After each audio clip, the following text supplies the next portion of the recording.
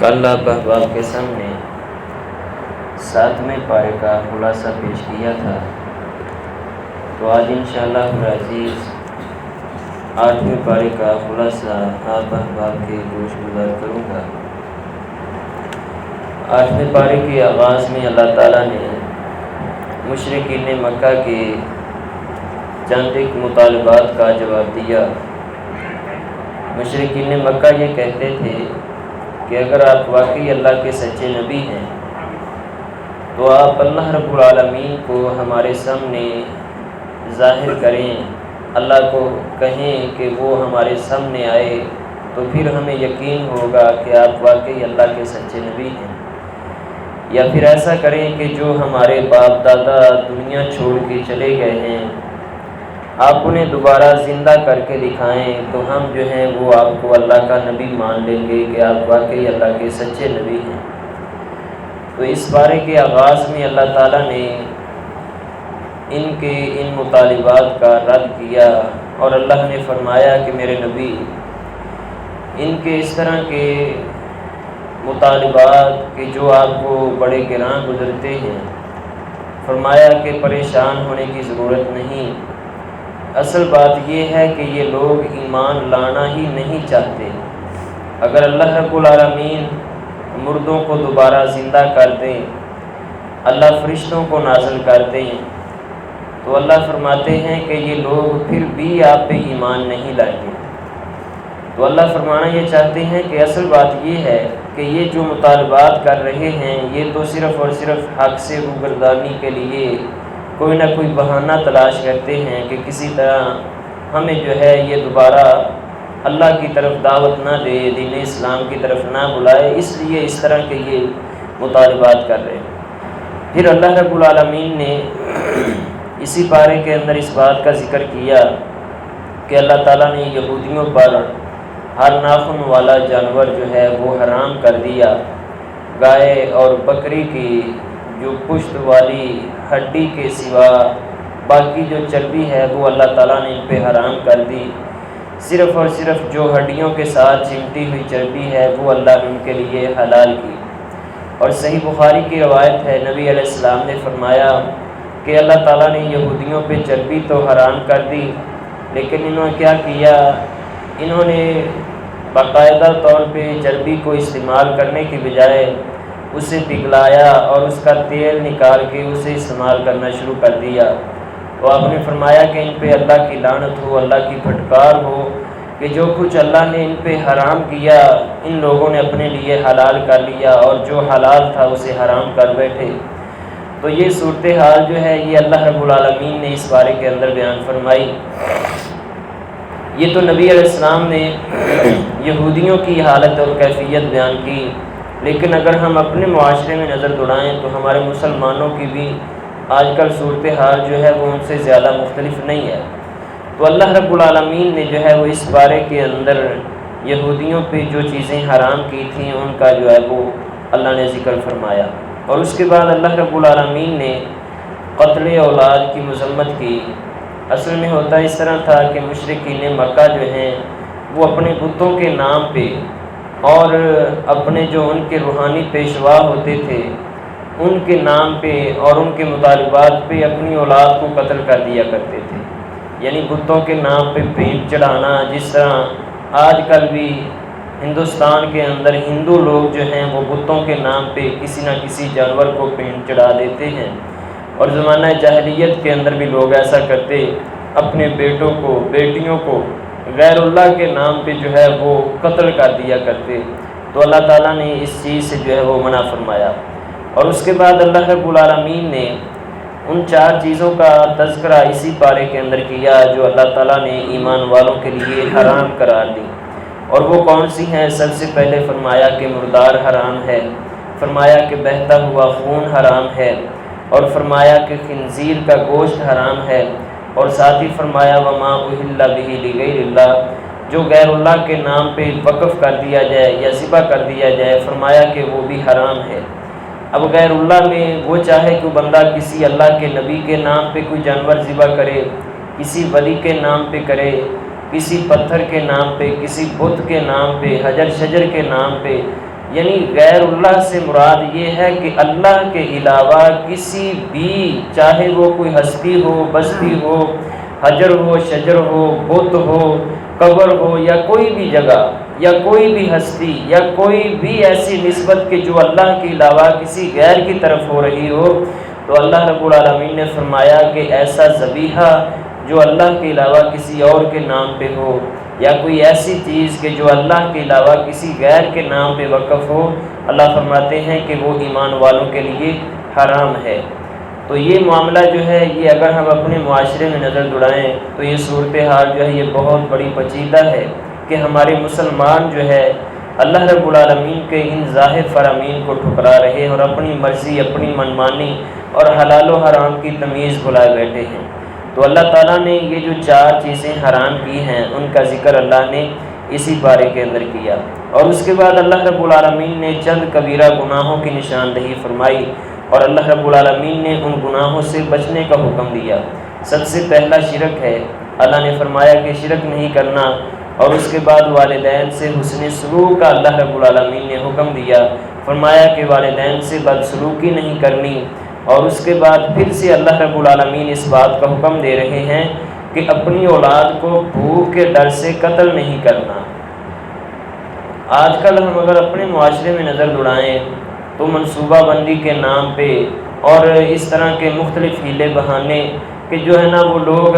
اولاد جو ہے وہ اپنے لیے بڑا بوجھ محسوس کرتے ہیں کہ پتہ نہیں اگر ہماری اولاد ہوگی تو ہماری زندگی کیسے گزرے گی، تو اس لیے جناب یہ پھر پلاننگ کی جاتی ہے کہ بچے 2 ہی اچھے، یا یہ ہے وہ ہے۔ تو اللہ رب العالمین اس بارے کے اندر اس بات کو واضح کر رہے ہیں کہ جیسے اولاد اللہ کی عطا ہے، اسی طرح رزق کی ذمہ داری بھی اللہ کی ہے۔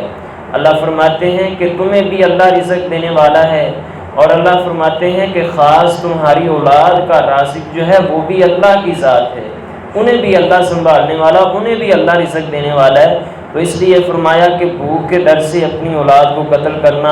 یہ بالکل بھی کسی بھی صورت میں جو ہے نا وہ جائز نہیں ہے۔ اور اس کے بعد اللہ رب العالمین نے فرمایا کہ فحاشی چاہے علانیہ ہو یا چھپ کے کی جائے، فحاشی کسی بھی صورت میں جو ہے وہ حلال نہیں ہے، اور اللہ رب العالمین نے اس کی بالکل بھی اجازت یا گنجائش نہیں دی۔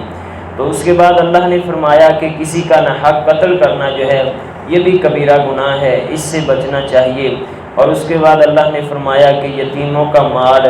وہ چاہے کوئی بھی جناب طریقہ کار اختیار کیا جائے، کوئی بھی ناجائز صورت ہو، یتیموں کا مال ہڑپ کرنا، یتیموں کا مال کھانا، اللہ فرماتے ہیں کہ یہ کسی بھی صورت جائز نہیں ہے۔ تو یہ وہ معاملات ہیں کہ جو حلال ہیں، اگر بندہ انہیں حرام کر بیٹھے یا جو حرام ہیں انہیں حلال کر بیٹھے تو یہ کبیرہ گناہ ہے۔ مثال کے طور پہ والدین سے حسن سلوک کا اللہ نے حکم دیا،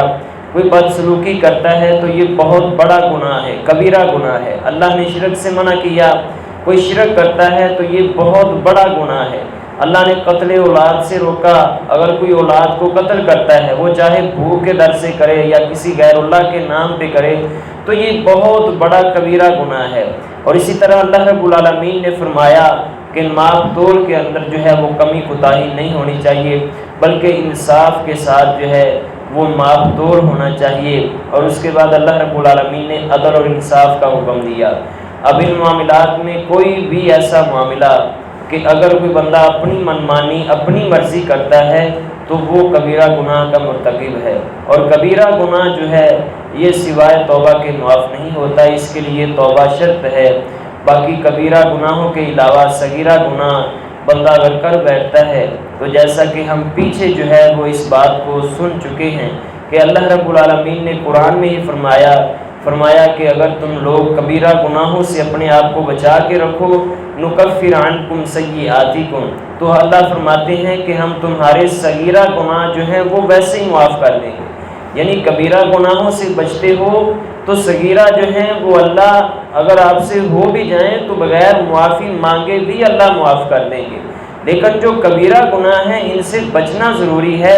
اگر کوئی نہیں بچ سکتا اور گناہ سرزد ہو جاتا ہے تو اس کے لیے اللہ رب العالمین نے توبہ کا دروازہ کھلا رکھا ہے۔ فرمایا کہ اگر کوئی بندہ توبہ کر لیتا ہے تو نبی علیہ السلام کی حدیث ہے التائب من الذنب کمن لا ذنب له، جو توبہ کر لیتا ہے اللہ کی نظر میں وہ بندہ ایسے ہی پاک ہے کہ جیسے اس نے گناہ کیا ہی نہیں ہے۔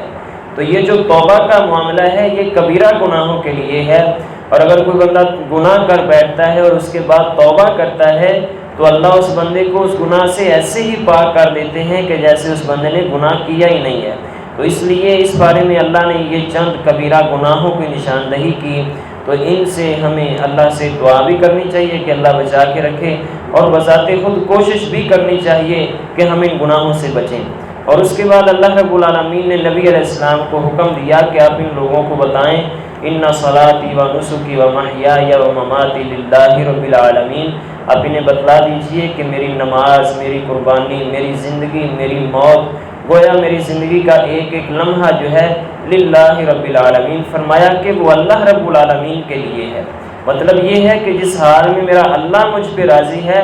میں وہی حال اختیار کروں گا۔ میرا رب جو ہے وہ نماز کو پسند کرتا ہے، قربانی کو پسند کرتا ہے، فرمایا کہ وہ معاملات میرے عبادات کے صرف اور صرف اللہ کے لیے ہیں، اللہ کے علاوہ کسی غیر کے لیے کوئی میری سرگرمی نہیں۔ کسی غیر کو راضی کرنا، کسی غیر کو خوش کرنا یہ بات معنی نہیں رکھتی، بلکہ اللہ رب العالمین کو راضی کرنا اصل زندگی کا مقصد یہ ہے۔ تو اللہ رب العالمین نے اس بارے میں جو ہے وہ اس بات کا بھی ہمیں اشارہ کر دیا کہ زندگی کا اصل مقصد کیا ہے۔ اور اس کے بعد اللہ رب العالمین نے سورہ اعراف جو ہے اسی پارے کے اندر نازل فرمائی، اور سورہ اعراف کے اندر بھی اللہ رب العالمین نے ابتدا اسی بات سے کی ہے کہ اللہ فرماتے ہیں کہ یہ قرآن جو ہے ہم نے حق دے کے آپ پہ نازل کیا، تو اس قرآن کی پیروی کرنا جو ہے یہ آپ پر لازم ہے۔ اور اس کے بعد اللہ رب العالمین نے اس بات کا ذکر کیا کہ قیامت کا دن ہوگا،